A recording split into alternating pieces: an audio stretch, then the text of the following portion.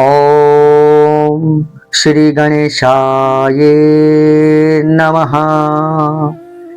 वक्रतुंड महाकाय सूर्यकोटि समप्रभ निर्विघ्नं कुरु मे देव सर्वकार्येषु सर्वदा।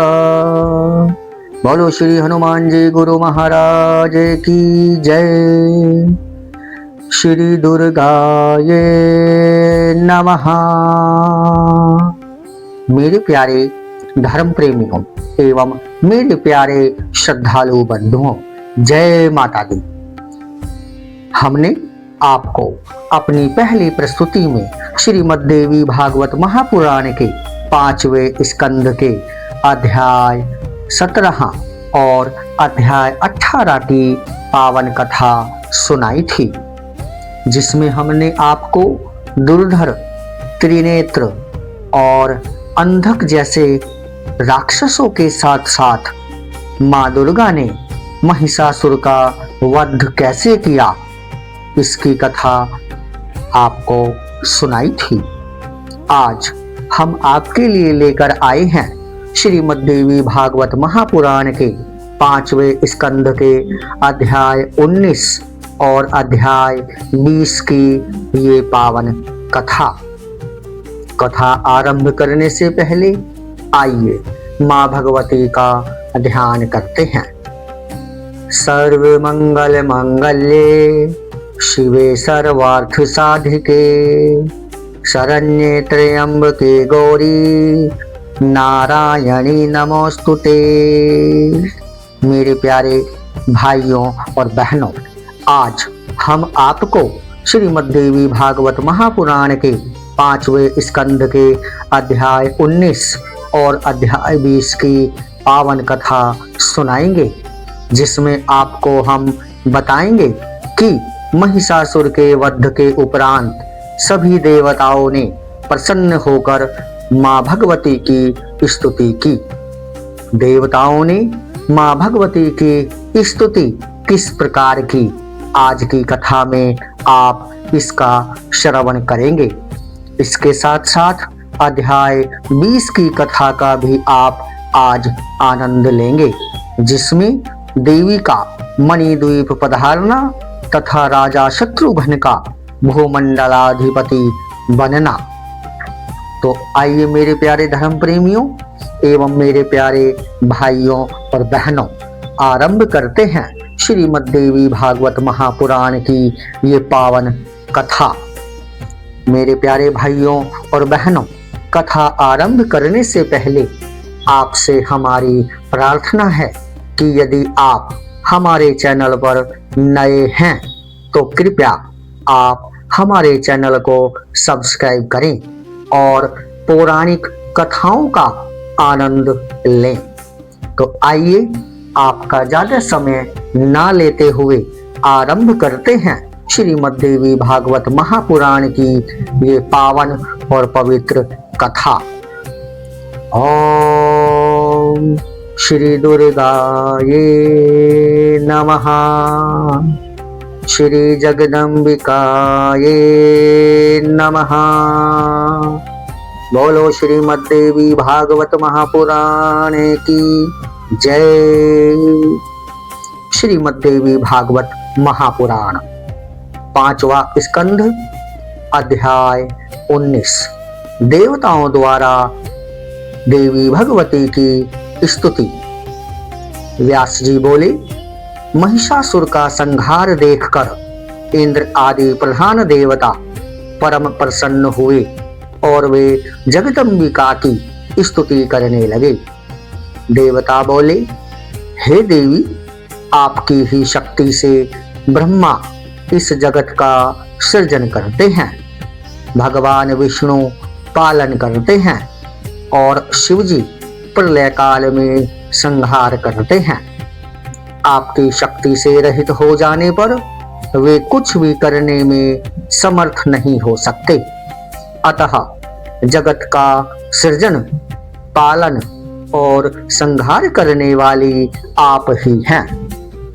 इस संसार में कीर्ति, मति, स्मृति, गति, करुणा, दया, श्रद्धा, धृति, वसुधा, कमला, अजपा, पुष्टि, कला, विजया, गिरिजा, जया, तुष्टि, प्रमा, बुद्धि, उमा, रमा, विद्या, क्षमा, कांति और मेधा, ये सब शक्तियां आप ही हैं। इस त्रिलोकी में आप विख्यात हैं। संपूर्ण जगत को आश्रय देने वाली हे देवी, आपकी इन शक्तियों के बिना कौन व्यक्ति कुछ भी स्वयं कर सकने में समर्थ है।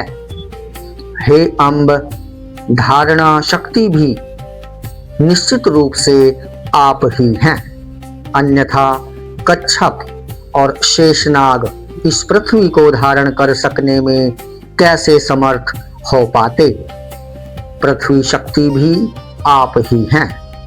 यदि आप इस रूप में न होती तो प्रचुर भार से संपन्न यह संपूर्ण जगत आकाश में कैसे ठहर सकता था। हे जननी, जो मनुष्य माया के गुणों से प्रभावित होकर ब्रह्मा, विष्णु, महेश, चंद्रमा, अग्नि, यम, वायु, गणेश आदि प्रमुख देवताओं की स्तुति करते हैं, वे अज्ञानी ही हैं।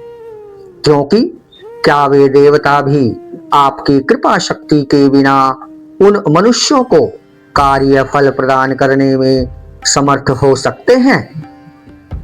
हे अम्ब, जो लोग सुविस्तृत यज्ञ में देवताओं को अधिकृत करके अग्नि में पुष्कल आहुति देते हैं, वे मंदमती हैं। क्योंकि यदि स्वाहा के रूप में आप न होती तो वे देवता हविर द्रव्य को कैसे पाते। तब फिर वे मूढ़ आपका ही यजन क्यों नहीं करते। आप जगत के चराचर प्राणियों को भोग प्रदान करती हैं और अपने अंशों से उन्हें नित्य जीवन देती हैं। हे जननी, जिस प्रकार आप अपने प्रिय देवताओं का पोषण करती हैं, उसी प्रकार अपने शत्रुओं का भी पालन करती हैं। हे माता, बुद्धिमान पुरुष विनोद के लिए उद्यान में लगाए गए वृक्षों में से कुछ वृक्षों के फल और पत्तों से रहित हो जाने अथवा उन वृक्षों का रस कड़वा निकल जाने पर भी उन्हें कभी भी नहीं काटते। उसी प्रकार आप भी अपने ही बनाए हुए दैत्यों की भली भांति रक्षा करती हैं। करुणा रस से ओतप्रोत हृदय वाली आप रणभूमि में बाणों द्वारा शत्रुओं का जो संहार करती हैं, वह भी उनका मनोरथ पूर्ण करने के लिए ही होता है। क्योंकि दूसरे जन्म में देवांगनाओं के साथ क्रीड़ा विहार करने की इच्छा वाला उन्हें जानकर ही अपने आपके द्वारा ऐसा किया जाता है। अर्थात ये सब आपके द्वारा ही किया जाता है। ऐसा आपका अद्भुत चरित्र है। हे माता, बड़ी विलक्षण बात है यह कि विख्यात प्रभावों वाले उन दैत्यों का संहार जो आपके संकल्प मात्र से ही संभव था, इसके लिए आपको अवतार लेना पड़ा। यह शरीर धारण करके आप वास्तव में इसी के सहारे लीला करती हैं। इसमें कोई दूसरा कारण नहीं है। जो मनुष्य इस विकराल कली के उपस्थित होने पर भी आपकी आराधना नहीं करते, अपितु आपके ही द्वारा निर्मित विष्णु, शिव आदि देवताओं की उपासना में तत्पर रहते हैं, वे लोग पुराण चतुर धूर्त जनों के द्वारा निश्चित रूप से ठग लिए गए हैं। यह जानकर भी कि देवता आपके अधीन हैं तथा दैत्यों के द्वारा छिन्न भिन्न और प्रताड़ित किए जाते हैं।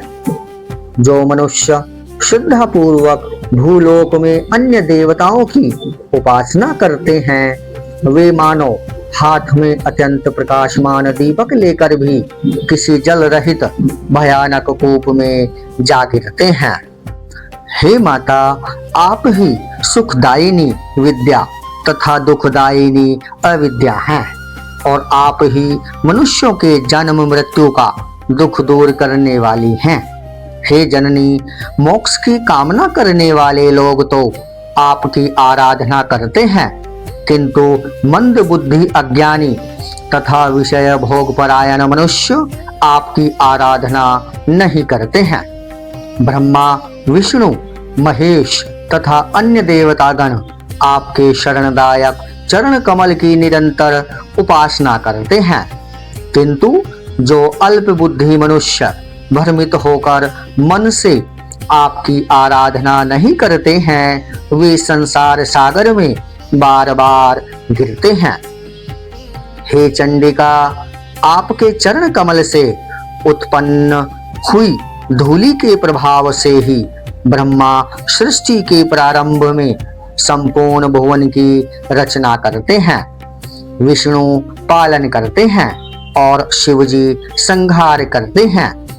इस लोक में जो मनुष्य आपकी उपासना नहीं करता, वह अभागा है। हे देवी, आप ही देवताओं तथा दैत्यों की वाग्द देवता हैं। यदि आप मुख में विराजमान न रहती तो बड़े बड़े देवता भी बोलने में समर्थ नहीं हो सकते थे। मुख होने पर भी मनुष्य उस वाक् शक्ति के बिना बोल नहीं सकता। हे जननी, महर्षि भृगु ने कुपित होकर भगवान विष्णु को शाप दे दिया, जिससे उन्हें पृथ्वी पर बारंबार मत्स्य, कूर्म, वराह, नरसिंह और छली वामन का अवतार लेना पड़ा। तो फिर एक ऋषि के शाप से अपनी रक्षा न कर पाने वाले ऐसे विष्णु आदि उन देवताओं की उपासना करने वाले लोगों को मृत्यु का भय क्यों नहीं बना रहेगा। हे माता, संपूर्ण संसार में यह बात प्रसिद्ध है कि भृगु मुनि के कानन में गए हुए भगवान शिव का लिंग मुनि के शाप के कारण कटकर पृथ्वी पर गिर पड़ा था। अतः जो मनुष्य पृथ्वी पर उन कापालिक शिव को ही भजते हैं, उन्हें इस लोक तथा प्रलोक में भी सुख कैसे प्राप्त हो सकता है। शिव जी से जो गणों के अधिपति गणेश उत्पन्न हुए हैं, उन गणेश को जो लोग भजते हैं, उनकी यह शरणागति व्यर्थ है। हे देवी, वे लोग सभी प्रकार के अभीष्ट फल प्रदान करने वाली तथा सुखपूर्वक आराधनीय आप जगत जननी को नहीं जानते हैं। यह बड़ी विचित्र बात है कि आपने अपने शत्रु दैत्यों पर भी दया करके उन्हें तीक्ष्ण बाणों से रण में मारकर स्वर्गलोक भेज दिया। यदि आप ऐसा न करती तो वे अपने कर्मों के परिणाम स्वरूप प्राप्त होने वाले घोर नरक में बड़े से बड़े दुख और विपत्ति में पड़ जाते। जब ब्रह्मा, विष्णु, महेश आदि देवता भी अहंकार के कारण आपकी महिमा नहीं जानते, तब आपके अमित प्रभाव वाले गुणों से मोहित तुच्छ मनुष्य आपकी महिमा को कैसे जान सकते हैं। जो मुनिगण आपके स्वरूप को बड़ी कठिनता से ध्यान में आने वाला समझकर आपके चरण कमल की उपासना नहीं करते, अपितु सूर्य, अग्नि आदि की उपासना में लगे रहते हैं, वे मूढ़ बुद्धि अनेक विध कष्ट पाते हैं। समस्त श्रुतियों के द्वारा प्रतिपादित वेद सार स्वरूप परमार्थ तत्व को वे नहीं जान पाते। मैं तो यही समझता हूँ कि अद्भुत प्रभावों वाले जो आपके सत्व, रज और तम गुण हैं, वे ही मनुष्यों को उन्हीं की अपनी ही बुद्धि द्वारा विरचित अनेक प्रकार के शास्त्रों में उलझाकर उन्हें विष्णु, शिव, सूर्य, गणेश आदि का उपासक बनाकर आपके भक्ति भाव से सर्वथा विमुख कर देते हैं।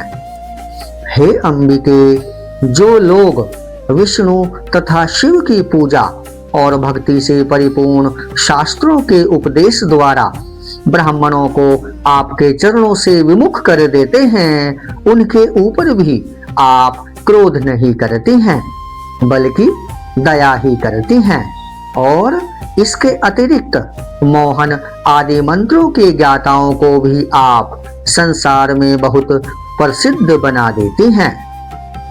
सतयुग में सत्व गुण की प्रबलता रहती है, अतः उस युग में असत शास्त्रों पर आस्था नहीं हो पाती, किंतु कलयुग में तो कवित्व के अभिमानी लोग आपकी उपेक्षा करते हैं और आप ही के द्वारा बनाए गए देवताओं की स्तुति करते हैं। इस पृथ्वी तल पर अत्यंत शुद्ध अंतःकरण वाले जो सात्विक मुनिगण मुक्ति फल प्रदान करने वाली योग सिद्धा एवं पराविद्या स्वरूपिणी आप भगवती का ध्यान करते हैं, वे पुनः माता के गर्भ में आकर कष्ट नहीं पाते। जो मनुष्य आप में ध्यान मग्न हैं, वे धन्य हैं। आप चित्त शक्ति हैं और वही चित्त शक्ति परमात्मा में विद्यमान है, जिसके कारण वे भी नाम और रूप से अभिव्यक्त होकर इस जगत के सृजन, पालन एवं संहार रूपी कार्यों के कर्ता के रूप में लोकों में प्रसिद्ध होते हैं।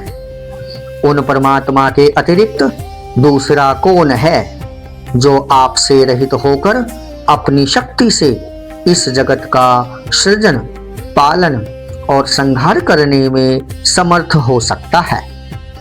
हे जगदम्बिके, क्या चित्त शून्य तत्व जगत की रचना करने में समर्थ हो सकते हैं? चूंकि तत्व जड़ हैं, अतः वे जगत की रचना में समर्थ नहीं हैं। हे देवी, यद्यपि इंद्रियां, गुण तथा कर्म से युक्त हैं, फिर भी आपसे रहित होकर क्या वे फल प्रदान कर सकती हैं? हे माता, यदि आप यज्ञों में स्वाहा के रूप में निमित्त न बनती, तो क्या देवगण उन यज्ञों में मुनियों के द्वारा विधिवत प्रदत्त आहुति रूप यज्ञ भाग प्राप्त करते? अतः यह निश्चय हो गया है कि आप ही विश्व का पालन करती हैं। सृष्टि के प्रारंभ में इस संपूर्ण जगत की रचना आपने ही की है। आप ही विष्णु, शिव आदि प्रमुख देवताओं तथा दिग्पालों की रक्षा करती हैं और प्रलय काल में आप ही संपूर्ण विश्व को अपने में विलीन कर लेती हैं। हे देवी, जब ब्रह्मा आदि देवता भी आपके आद्य चरित्र को नहीं जान पाते, तब मंद भाग्य हम देवता उसे कैसे जान सकते हैं? हे माता, आपने महिष का रूप धारण करने वाले अत्यंत उग्र असुर का वध करके इस देव समुदाय की रक्षा की है। हे जननी, जब वेद भी यथार्थ रूप से आपकी गति को नहीं जान पाए, तब हम मंद बुद्धि देवता उसे कैसे जान सकते हैं? हम कैसे आपकी स्तुति करें? विख्यात प्रभाव वाली हे जननी, आपने जगत में महान कार्य किया है, जो कि आपने संसार के अचिंत्य कंटक स्वरूप हमारे शत्रु दुरात्मा महिषासुर का वध कर दिया। ऐसा करके आपने संपूर्ण लोकों में अपनी कीर्ति स्थापित कर दी है। अब आप सारे संसार पर अनुग्रह करें और हमारी रक्षा करें। जय माता दी। व्यास जी बोले, इस प्रकार देवताओं के स्तुति करने पर देवी ने मधुर स्वर में उनसे कहा, हे श्रेष्ठ देवतागण, इसके अतिरिक्त भी कोई दुसाध्य कार्य हो तो उसे आप लोग बता दीजिए। जब जब आप देवताओं के सामने कोई महान दुस्साध्य कार्य उपस्थित हो तब तब आप लोग मेरा स्मरण कीजिएगा, मैं उस संकट को शीघ्र ही दूर कर दूंगी। देवता बोले, हे देवी, इस समय आपने हमारा सारा कार्य पूर्ण कर दिया है, जो कि आपके द्वारा हमारा शत्रु यह महिषासुर मार डाला गया। हे अम्ब, हे जगजननी, अब आप हमारे मन में अपने प्रति ऐसी अविचल भक्ति स्थापित कीजिए कि हम सदा आपके चरण कमल का स्मरण करते रहें। माता ही अपनी संतान के हजारों अपराध सह सकती है, ऐसा समझकर लोग जगत की उत्पत्ति स्वरूपा भगवती की उपासना क्यों नहीं करते। इस देह रूपी वृक्ष पर जीवात्मा और परमात्मा रूपी दो पक्षी रहते हैं। उन दोनों में सर्वदा मित्रता बनी रहती है, किंतु उनका तीसरा सखा ऐसा कोई भी नहीं है जो अपराध को सह सके। अतः यह जीव आप जैसे मित्र को त्याग कर क्या करेगा। देवताओं और मानवों की योनि में वह प्राणी पापी, मंदभागी और अधम है, जो अत्यंत दुर्लभ देह पाकर भी आपका स्मरण नहीं करता है।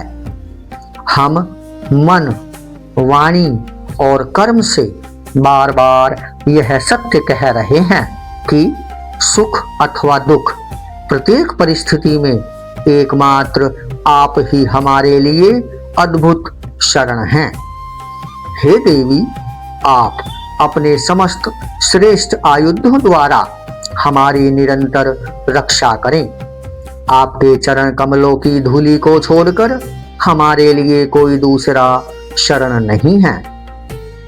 व्यास जी बोले, इस प्रकार देवताओं के स्तुति करने पर भगवती जगदम्बा वहीं अंतर्धान हो गईं। तब उन्हें अंतर्हित देखकर देवता बड़े आश्चर्य में पड़ गए। जय माता दी। बोलो श्रीमद् देवी भागवत महापुराण की जय। बोलो श्री जगदम्बे मैया की जय। बोलो श्री दुर्गा मैया की जय। मेरे प्यारे भाइयों और बहनों एवं मेरे प्यारे श्रोता बंधुओं, हमारी आपसे प्रार्थना है कि आप हमारे चैनल को सब्सक्राइब करें और हमारी इन पावन और पवित्र कथाओं को प्रेम से ध्यान लगाकर मन से सुने। हमारी कथाओं को लाइक करें और अपने अमूल्य विचार कमेंट में अवश्य शेयर करें। मेरे प्यारे भाइयों और बहनों, यदि आप श्रीमद् देवी भागवत महापुराण की इससे पहले की पावन और पवित्र कथाओं का श्रवण करना चाहते हैं तो आप हमारे चैनल पर कर सकते हैं, क्योंकि इससे पहले की सभी कथाएं आपको हमारे चैनल पर उपलब्ध हो जाएंगी। जय माता दी। इसी कड़ी को आगे बढ़ाते हुए आइए आरंभ करते हैं अध्याय 20 की कथा। देवी का मणिद्वीप पधारना तथा राजा शत्रुघ्न का भूमंडलाधिपति बनना। ओम सर्वमंगल मंगल्ये शिवे सर्वार्थ साधिके शरण्ये त्र्यंबके गौरी नारायणी नमोस्तुते। श्री जगदम्बिकाये नमः।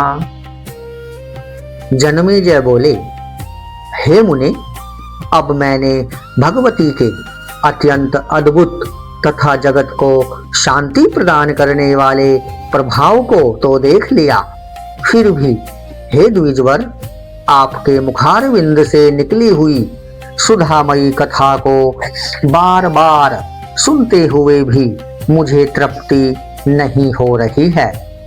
अब आप बताएं, भगवती के अंतर्धान हो जाने पर उन प्रधान देवताओं ने क्या किया? देवी का यह परम पावन चरित्र मनुष्यों के अल्प पुण्यों से प्राप्त हो सकता है, सर्वथा दुर्लभ ही है। अर्थात माँ भगवती का यह परम पावन चरित्र मनुष्यों के अल्प पुण्यों से प्राप्त हो सकना सर्वथा दुर्लभ ही है।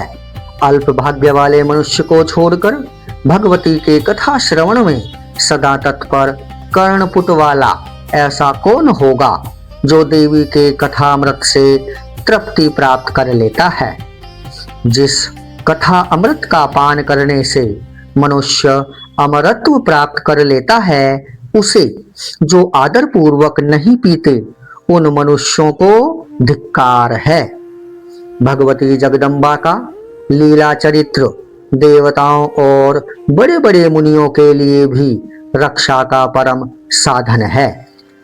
यह लीला चरित्र मनुष्यों को संसार सागर से पार करने के लिए एक नौका है। कृतज्ञ जन उस चरित्र को भला कैसे त्याग सकते हैं?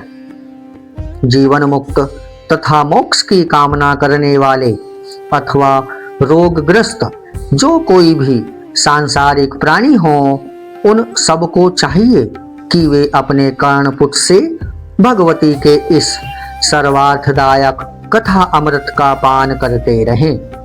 ऐसा वेद वेत्ता कहते हैं।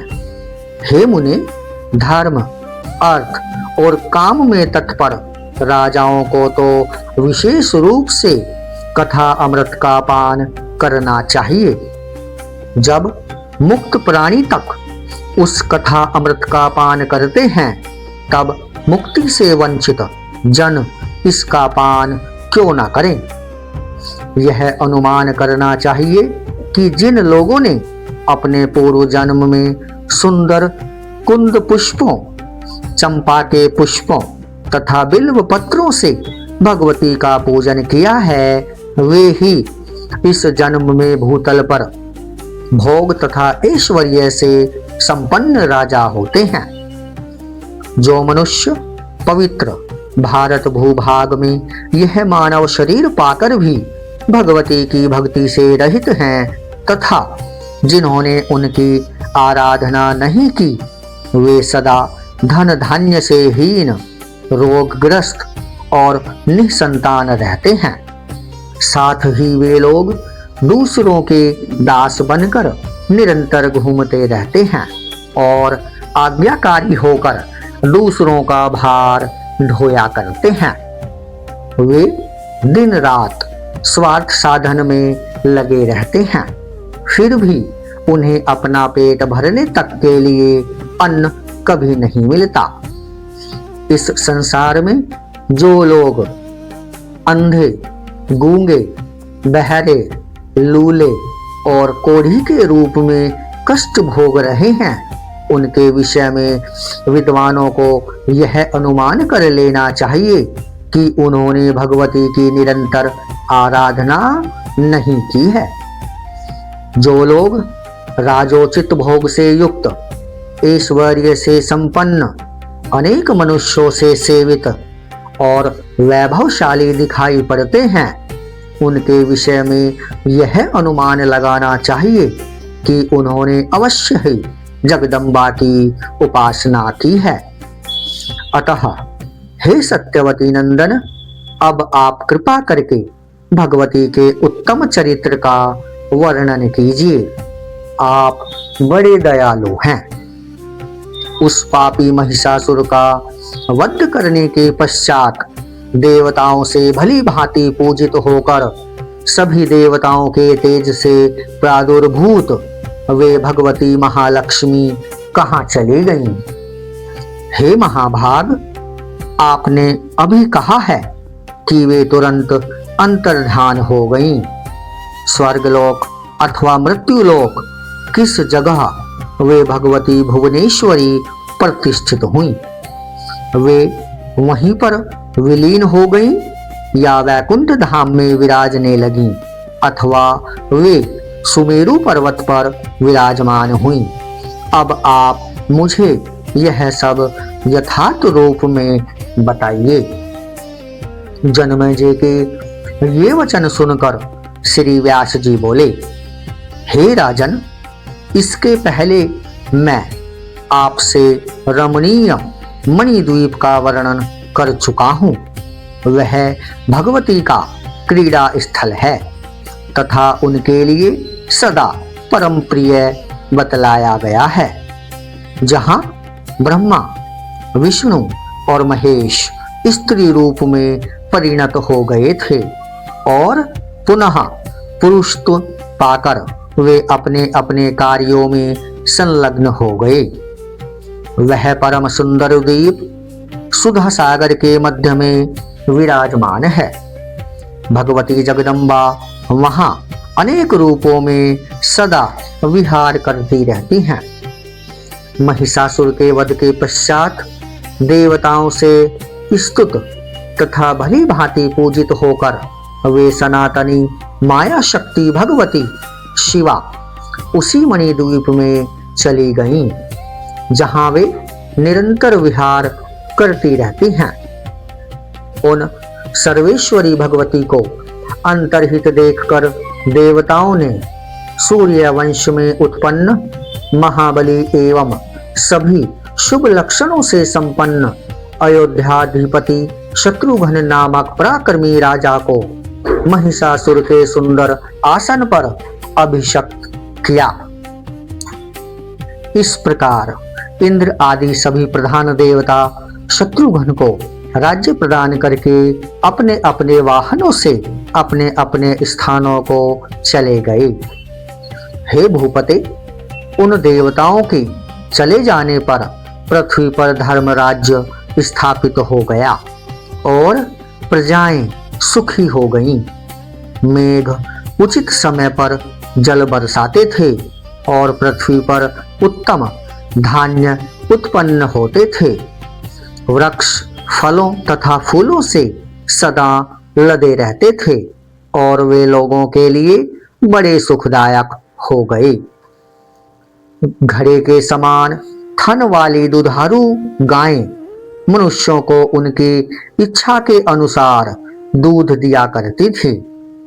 स्वच्छ एवं शीतल जल वाली नदियां सुगमता पूर्वक बहती थीं और पक्षियों से सुशोभित रहती थीं। ब्राह्मण वेद तत्वों के ज्ञाता हो गए और यज्ञ कर्म में प्रवृत्त रहने लगे। क्षत्रिय धर्म भावना से ओतप्रोत हो गए और सदा दान तथा अध्ययन में तत्पर रहने लगे। सभी राजा शस्त्र विद्या प्राप्त करने में संलग्न हो गए। वे सदा प्रजाओं की रक्षा करने लगे। उनका दंड विधान न्याय के अनुसार चलने लगा और वे शांति गुण से संपन्न हो गए। सभी प्राणियों में परस्पर मेल जोल रहने लगा। खानों से मनुष्यों को अपार धन प्राप्त होने लगा और गौशालाएं गौ समुदाय से संपन्न हो गईं। हे नरश्रेष्ठ, उस समय धरातल पर ब्राह्मण, क्षत्रिय, वैश्य और शूद्र ये सब के सब देवी की भक्ति में संलग्न हो गए। सर्वत्र मनोहर यज्ञ मंडप तथा यज्ञयूप दृष्टि गोचर होते थे। ब्राह्मणों तथा क्षत्रियों द्वारा संपन्न किए गए यज्ञों से सारी पृथ्वी सुशोभित होने लगी। उस समय स्त्रियां पतिव्रत धर्मपरायणा, सुशील तथा सत्यनिष्ठ थीं और पुत्र पिता के प्रति श्रद्धा रखने वाले तथा धर्मशील होते थे। पृथ्वी तल पर पाखंड तथा अधर्म कहीं भी नहीं रह गया था।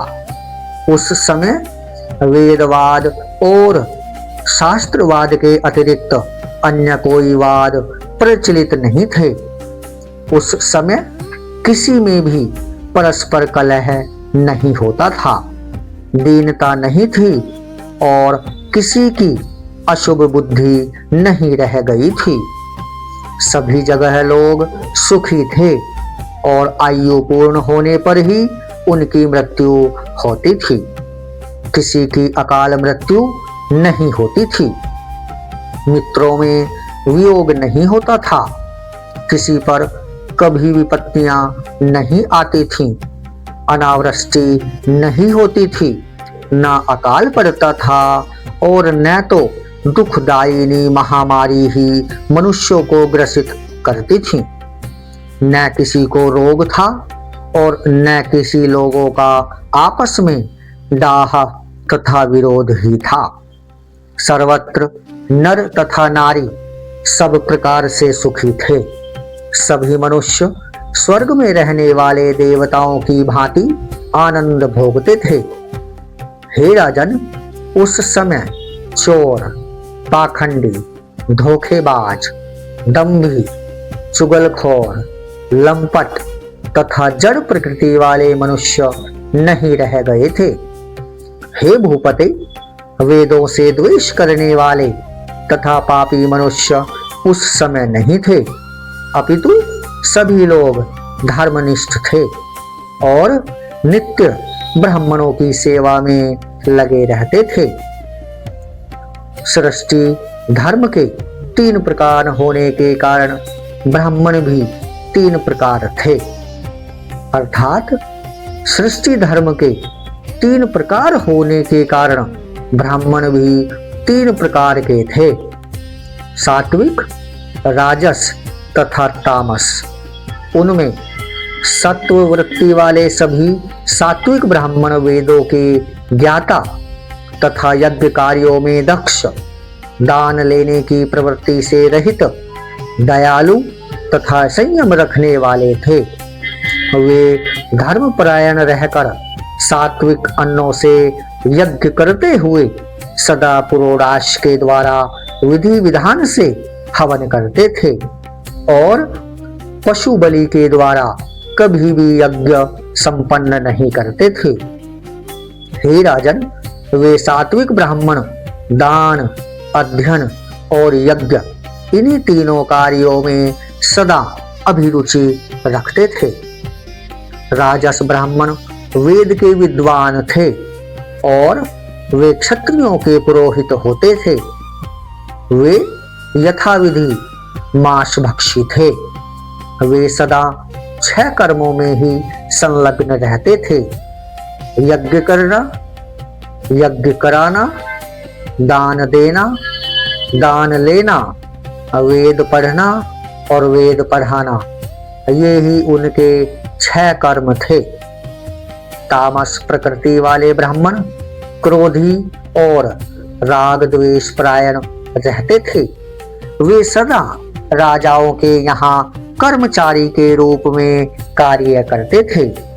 वे कुछ कुछ अध्ययन में भी संलग्न रहते थे। इस प्रकार महिषासुर का वध हो जाने पर सभी ब्राह्मण सुखी, वेदपरायण, व्रतनिष्ठ तथा दान धर्म में संलग्न हो गए। क्षत्रिय प्रजा पालन में लग गए, वैश्य व्यवसाय में तत्पर हो गए और कुछ अन्य वैश्य कृषि, वाणिज्य, गोरक्षा तथा सूद पर धन देने के कर्म में प्रवृत्त हो गए। इस प्रकार महिषासुर के संहार के पश्चात सारा जन समुदाय आनंद से परिपूर्ण हो गया। प्रजाओं की व्याकुलता दूर हो गई। उन्हें पर्याप्त धन प्राप्त होने लगा। गायें परम सुंदर तथा बहुत दूध देने वाली हो गईं। नदियां प्रचुर जल से भर गईं। वृक्ष बहुत अधिक फलों से लद गए और सभी मनुष्य रोग रहित हो गए। कहीं भी किसी प्राणी को मानसिक व्याधियां तथा प्राकृतिक आपदाएं व्यथित नहीं करती थीं। उस समय सभी प्राणी अकाल मृत्यु को प्राप्त नहीं होते थे। वे सब प्रकार के वैभव से संपन्न तथा निरोग रहते थे। वेद प्रतिपादित धर्म में तत्पर रहते हुए सभी लोगों ने भगवती चंडिका के चरण कमलों की सेवा में ही अपना चित्त लगा दिया था। जय माता दी। मेरे प्यारे धर्म प्रेमियों एवं मेरे प्यारे भाइयों और बहनों, इस प्रकार आज की कथा में आपने ये पावन और पवित्र कथाएं सुनी और इन पावन कथाओं का आनंद लिया। मेरे प्यारे भाइयों और बहनों, हमारी आपसे विनम्र प्रार्थना है कि आप हमारे चैनल को सब्सक्राइब करें और इन पावन और पवित्र कथाओं के श्रवण का आनंद उठाएं। यदि आप श्रीमद् देवी भागवत महापुराण की इससे पहले की कथाएं सुनना चाहते हैं तो आप हमारे चैनल पर सुन सकते हैं। इससे पहले की सारी कथाएं अर्थात पहला स्कंद, दूसरा स्कंद, तीसरा स्कंद, चौथा स्कंद और पांचवा स्कंद का इससे पहले की सभी पावन कथाएं हमारे चैनल पर आपके लिए उपलब्ध हैं। हमारा यह चैनल पूर्णतः सनातन धर्म और संस्कृति को समर्पित है। आपका स्नेह और आपका समर्थन ही हमारे इस आध्यात्मिक चैनल की यात्रा की सबसे बड़ी शक्ति है। मेरे प्यारे भाइयों और बहनों, इससे आगे का भाग हम आपके लिए शीघ्र ही प्रस्तुत करेंगे। तब तक के लिए आप हमारे चैनल के साथ बने रहिए। जय माता दी। धन्यवाद। जय मां दुर्गा। जय श्री जगदम्बे मैया। जय श्री महालक्ष्मी। जय श्री महासरस्वती। जय श्री महाकाली। जय माता दी। धन्यवाद मित्रों।